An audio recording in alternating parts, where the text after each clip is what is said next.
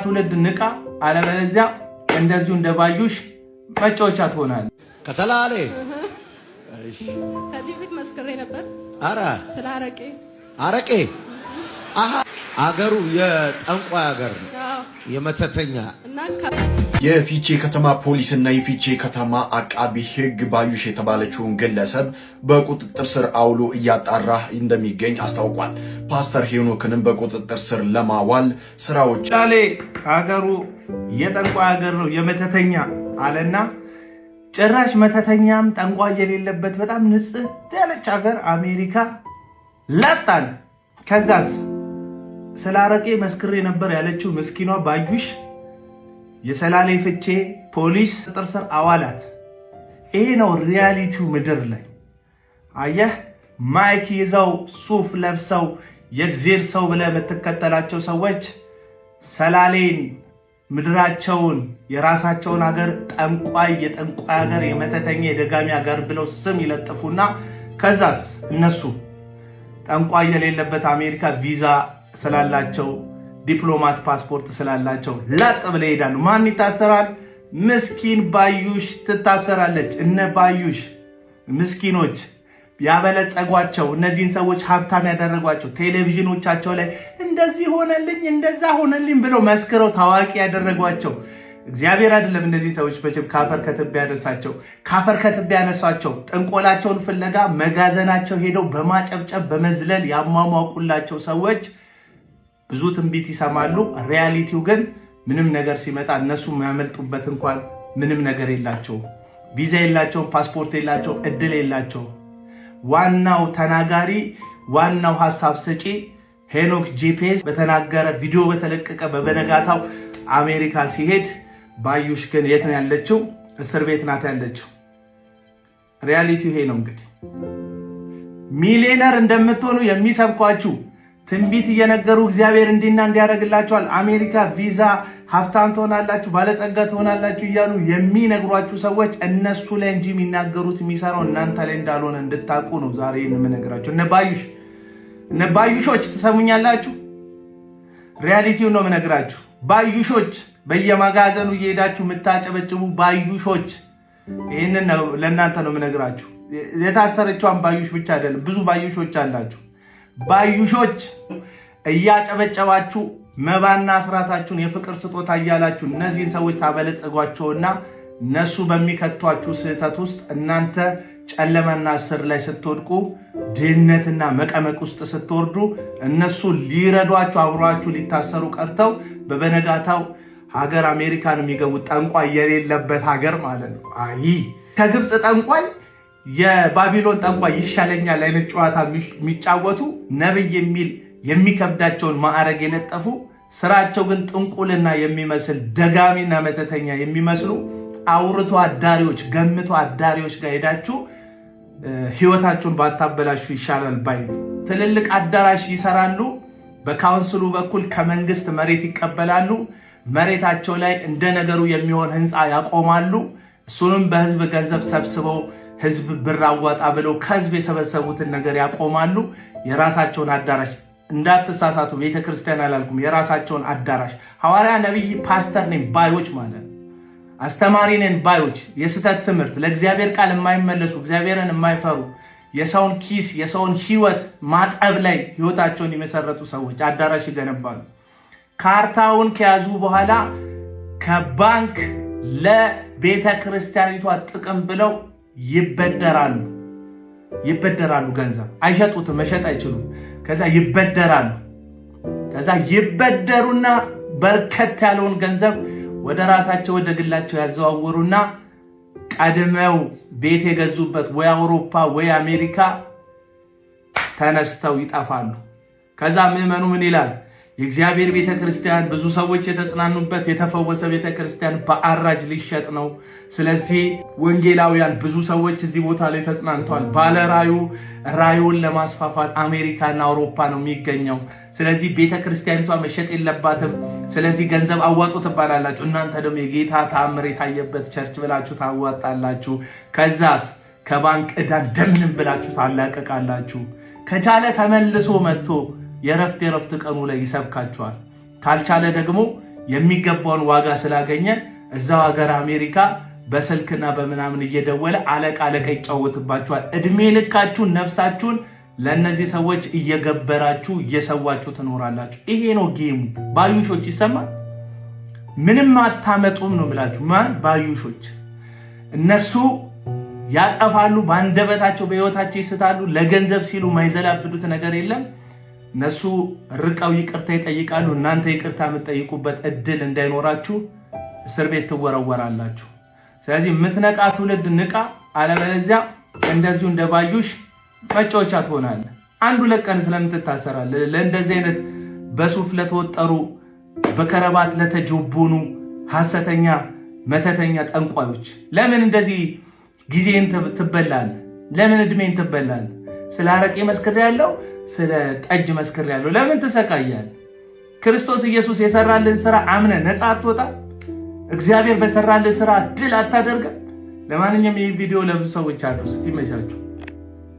ሰሜን አካባቢ የሚሰራ አጋንንታዊ ኃይል የትም ቦታ የለም። ሀገሪቱን ስለሚወዱ ሌላ የሚጎበኝ ቦታ የለም። ቀጥታ መጥተው ፊልም አክተሮች፣ ዘፋኞች ወደ ሰሜን የሚሄዱት ምን የሚጎበኝ ቦታ ጠፋኝ ሀገር? ኧረ እየተዋወቅን እኛ አይናችን የተከፈተ ሰዎች ነው። እዛ ቦታ የሚሄዱት ይኸው ቃል ኪዳን ማደሻ ስፍራ ስለሆነ አንዱ ቦታ ስለሆነ የዛ ዘንዶ ሲገለበጥ ነው የኢትዮጵያ በረከት በኃይል የሚወጣው።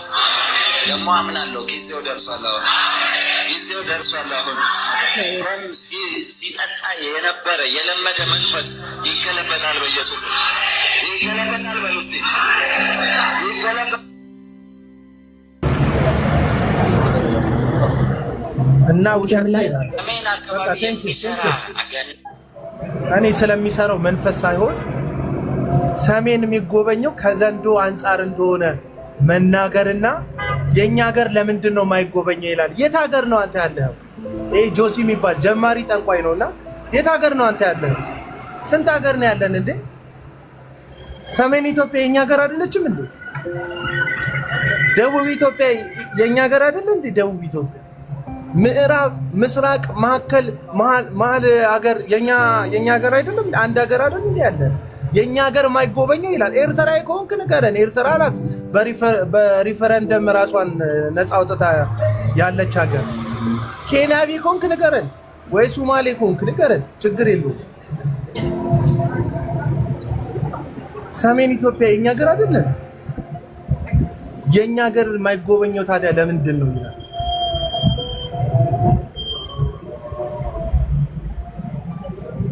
እኔ እኮ ያስቁኛል። ጠንቋይ አይደለም የጌታ አገልጋይ ይላል። የጌታ አገልጋይ እንደዚህ አይደለም ወዳጅ።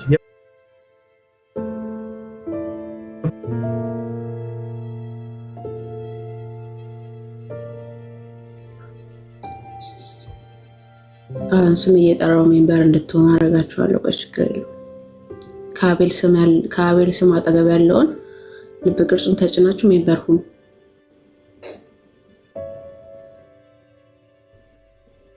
አቤል የማትወዱት በተለይ ሜምበር ሆኑት።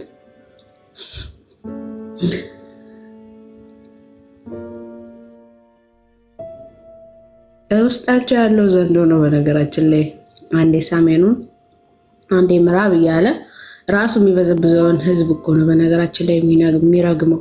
ራሳችሁ የምትበዘብዙትን የእናንተ ጥንቆላ አዳራሽ ውስጥ ሆነ እንጂ ራሳችሁ የምትበዘብዙትን ህዝብ ነው እየሰደባችሁ ያላችሁት።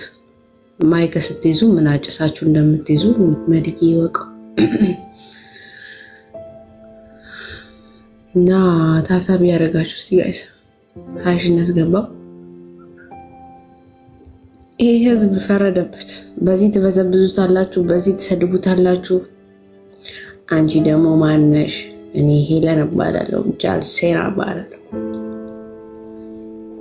የታሪክ ባለቤት የሆንኩ ሰው ትላለህ። ታብታብ እያደረጋችሁ አሁን እናንተ የሰሜን ህዝብ በመሰደቡ ደስ ብሏችሁ ነው እግዚአብሔር ሰው ነው ምናምን እያላችሁ ያላችሁት አማንን ማነው አቤልን የምትቃወሙት?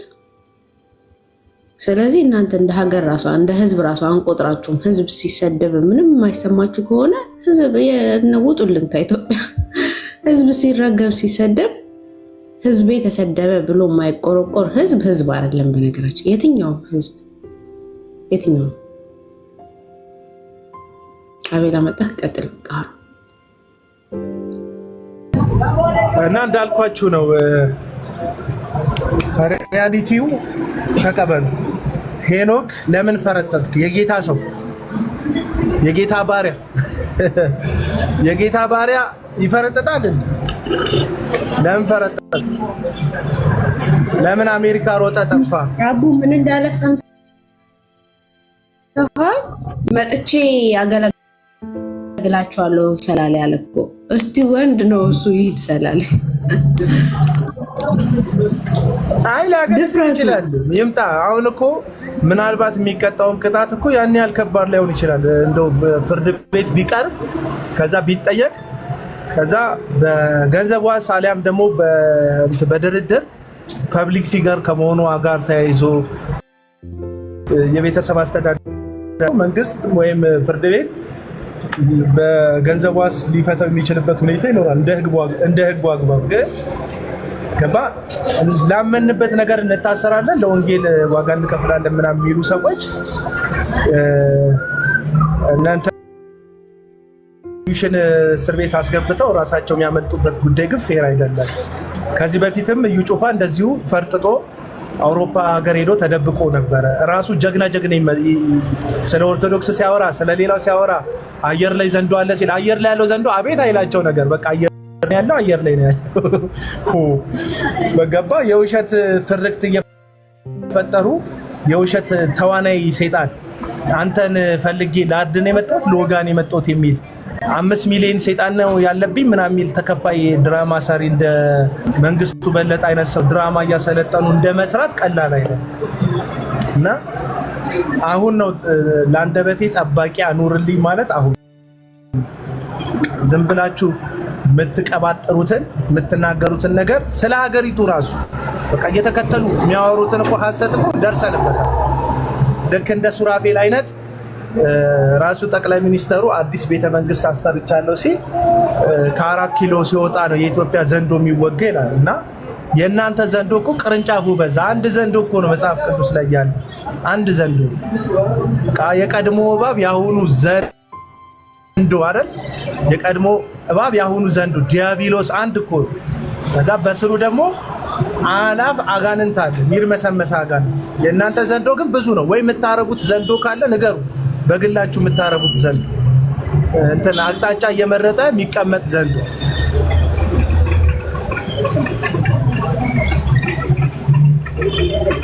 እና መንግስትም ልክ አሁን ከባህል ያፈነገጠ ለተናጋሪ የማይስማማ ሰው ብሎ ልክ እንደነ ሞንን አይነት ሰዎችን ማስተማሪያነት ደግሞ መጠየቅ ባለባቸው እንዲመረመሩ በፌደራል ፖሊስ ቁጥጥር ስር የሚውሉበት አግባብ ከተፈጠረ አሁን ደግሞ ህገወጥ ንግግር የሚናገሩ ነብይ ነን የሚሉ በስራቸው ብዙ ህዝብን አስተው የሚያስከትሉ ደግሞ ራሳቸውን እንደ መሪ የሚቆጥሩ ሰዎችንም በህግ ቁጥጥር ስር ወይም በህግ ተጠያቂነት ስር በማዋል ዛም ህግ የበላይ መሆኑን ህዝቡ እንዲረዳ ማድረግ አለበት ብዬ አስባለሁ። እንደ አንድ ኢትዮጵያዊ ለሀገሩን እንደሚወድና ለሀገሩ እንደሚያስብ ኢትዮጵያ ይሄን ነው ሪኮመንድ ማድረግ። ኃላፊነት መውሰድ አለበት። ጆሲ ቡርቴ ትዝ ይልሻል። አሁን ታምራት በሚባለው ሰው ይቅርታ መድረክ ላይ ይቅርታ ተደርጎለት ምናምን አሁን ከእንደገና ወደ ሐሰት ትንቢቱ ዘው ብሎ የገባው ጆሲ አንድ ጊዜ ላይ በጣም ትንቢት ይናገር ነበር እና ምን ብሎ ተናገረ? ትንቢት ቤተ መንግስት አካባቢ ላይ ምናምን አብይ እንደዚህ ይሆናል፣ ጠቅላይ ሚኒስተሩ እንደዚህ ሲሆን አየው ምናምን አለ። ከዛ ወሰዱትና ደግመ እይ ብለው ቼክ ሲያደርጉት እናቴ ወዲያውኑ ነው በቃ ይቅርታ የላከው። ምንም ያየሁት ነገር የለም፣ ስህተት ነው የተሳሳትኩት፣ ይቅርታ አድርጉልኛል። ዝም ብላችሁ አስቡት እንጂ እውነተኛ አገልጋይ አየው ካለ በኋላ በመንግስት ተይዞ ጥያቄ ሲጠየቅ ወይም ደግሞ መንግስት አስገብቶ ቼክ ሲያደርገው የሚደርስበትን ቻሌንጅ ግራና ቀኝ መስቀለኛ ጥያቄ በአምላኩ ተማምኖ ማለፍ ሲገባው ይቅርታ ይጠይቃል። ጌታ ያሳየኝ ስህተት ነው ማለት እኮ ነው ይቅርታ መጠየቅ ማለት። ነብይ ከሆንክ ጠቅላይ ሚኒስትሩ ላይ አይደለም ቤተ መንግስት ላይ አይደለም የፈለግከው ላይ ትንቢት ልታይ ትችላለህ፣ አይመለከተንም። ጌታ አሳየን ካልከን ግን እኛ የምናውቃቸው እውነተኛ ነቢያት አንገታቸውን በስለት የተቆረጡ እስከ ሞት ድረስ ለታየላቸው ራእይና ህልም የታመኑ መስዋዕትነት የከፈሉ ዋጋ የከፈሉ ናቸው እንጂ በየመንገዱ ንጉስ አሰረን ብለው ወይም ባለስልጣን ያዘን ብለው እየተልፈሰፈሱ ሐሳብን የሚቀይሩ አይደሉም። እኛ የምናውቃቸው እውነተኛ የእግዚአብሔር ነቢያቶች አለቀ በቃ።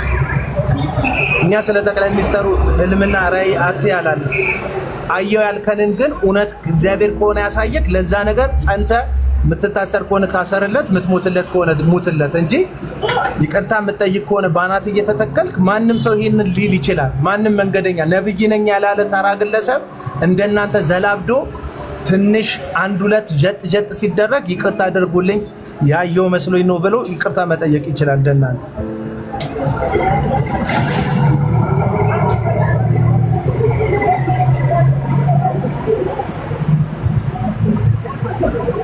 ታምራት ታረቀኝን ፎቶ አድርገ እኔ ሰው መሆን የገባኝ መንፈስ የሆንኩ እንደሆንኩ የገባኝ ቀን ነው ያለ ሐሰተኛ አገልጋይ ስልክ ገብቶብኝ